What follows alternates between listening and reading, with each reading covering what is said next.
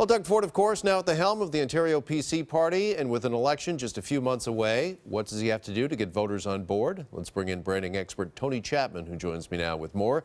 And Tony, Doug Ford, obviously polarizing, but he does have name recognition. Ford Nation is an established brand. So with less than 12 weeks until Election Day, is that an advantage, do you think, for the PCs? There's some advantage to it, but I think Kathleen Wynne, I heard your last clip saying she doesn't care who it was. She's very happy it's Doug Ford. She can paint Doug Ford as this rabid, Trump-alike, chainsaw-wielding, going to cut into everything that matters to you. And we know nowadays voters vote on what's in it for me versus looking for something that might be an austerity budget that's saying what's in it for Ontario. So she's got the target that she wants to go after, and she'll paint him in a picture. And what he's got to do is he's got to really change the narrative from being me versus you to what would it be like if we had another 4 years of this Liberal regime. All right. Does the first hurdle Doug Ford that he has to clear, is it this leadership vote that was so chaotic? I mean, it's really the last thing that the party needed after, of course, the Patrick Brown debacle. Opponents are already asking how can a party that can't manage itself manage the province? Is that Doug Ford's first hurdle that he's got to get over? He's got to get Christine Elliott, Caroline Mulroney, not only to endorse his leadership, but actually to support him in saying the enemy lies outside the party.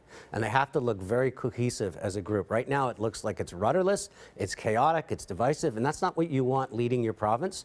So the first thing is get your own house in order and then attack. All right. What do you believe the PC's message will be moving forward? Does it change substantially with the flip in leadership from Brown to Ford? It will. There's so many rotten apples on the Liberal tree, but we know those. And if the temptation is going to be to go there, my advice would be, it's already sitting with voters. Focus on the next 4 years. For example, I call it personify. I would put a cement truck and lay cement in a schoolyard and say, do you want your kids to run through the cement? Because that's how much debt we're putting on their backs. I would go to a union person and say, yeah, you're probably going to get a better deal in the short term, but is your plant going to be around in Ontario 4 years from now with the Liberals running this province? And make people start realizing that it does matter to me. It's not just what my handout is tomorrow, and boy, win, $8 billion more, putting on the deficit, spreading this stuff around. You know, when they go to health, she's going to go and say to the seniors, you know, health care. And then she'll go to the mothers and go, daycare. And then she'll go to the kids and go, there goes your free prescription. And everybody's going to go, I can't vote for someone that's going to take this stuff away. So he has to change the narrative from what's in it for me, Liberals, to what's in it for me if I keep the Liberals in power in terms of the condition I will be in and this province will be in 4 years. Okay, you've referenced this a couple of times, but the Liberals are down in the polls, and they are way down. I mean, 80% of Ontarians apparently have an appetite or are hungry for change.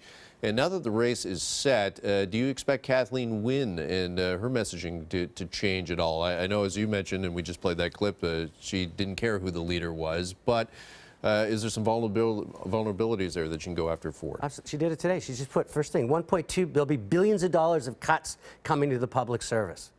She's going to start up here, talk billions of cuts, and then she's going to go door to door and say, do you know what's going to happen to your life and livelihood if you let that Trump-alike get into power?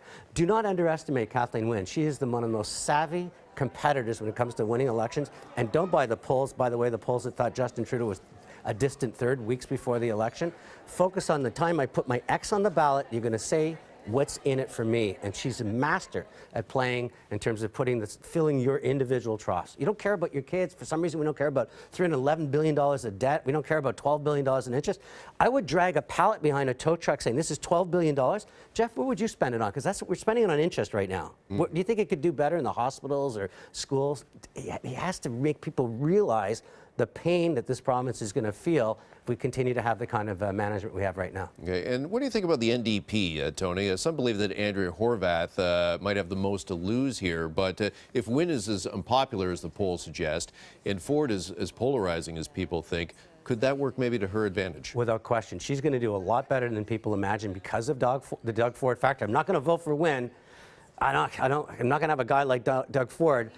Hopefully she'll get enough seats to cause a little bit of pain for the Liberals, but she's going to show a lot more strength, not because of who she is or her policies, because she's been incredibly quiet, But the fact is she's got that Joe Clark vote where it says, I'm not going here, I'm not going there, so I'm going to go up the middle and vote NDP. And this is really make it or break it, you have to believe, for Andrea Horwath. She's been leader of this party for some time now. How has she stayed in power? And no disrespect, I mean, she's hardworking, she's got a lot of integrity, but she certainly hasn't shown up where she's supposed to show up in terms of get the kind of results. I mean, she got embarrassed by last election with Liberals.